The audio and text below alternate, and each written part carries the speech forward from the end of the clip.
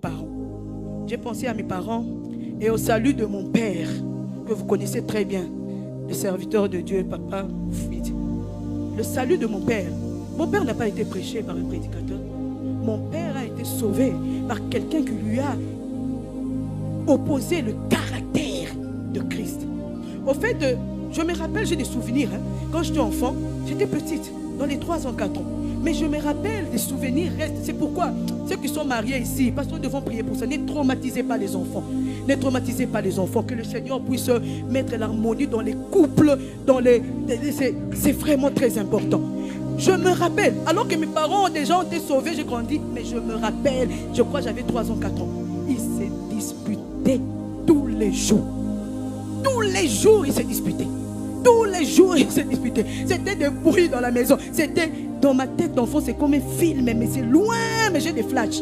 J'ai des flashs. Et un jour, je me rappelle, et l'un m'est ici dans la chambre. Je vois encore cette chambre-là à Bandal, à Kinshasa. L'autre de ce côté. Non, je vais partir avec mon enfant. Tu laisses mon enfant. Tu laisses mon enfant. Ce souvenir est resté comme un flash dans ma tête. Je pleurais. Je pleurais. C'était ça leur vie. C'était ça leur vie. Chacun allait de son côté. Ma mère, elle avait son club d'amis, ils allaient, ils buvaient. Papa aussi avait son club d'amis, ils allaient, ils buvaient. Ils faisaient. Et ma mère était bagarreuse. Quand elle attendait que papa, il a peut-être une maîtresse quelque part. Elle allait avec ses amis, ils allaient se battre. C'était grave. Et à un moment donné, papa est parti à Kisangani.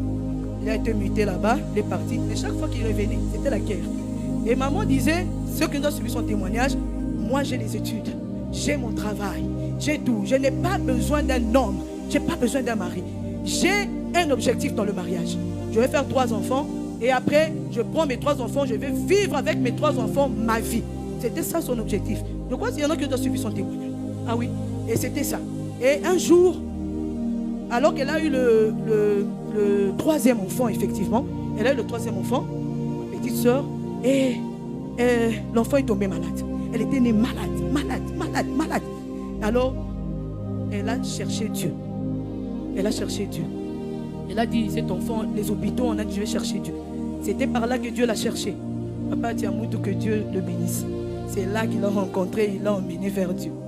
Alors c'est là qu'elle a rencontré le Seigneur, on a commencé à prier pour l'enfant. Et l'enfant a été guéri. Et l'enfant a été guéri, alors elle est restée en Christ. Elle est restée dans la prière à Kaokoka.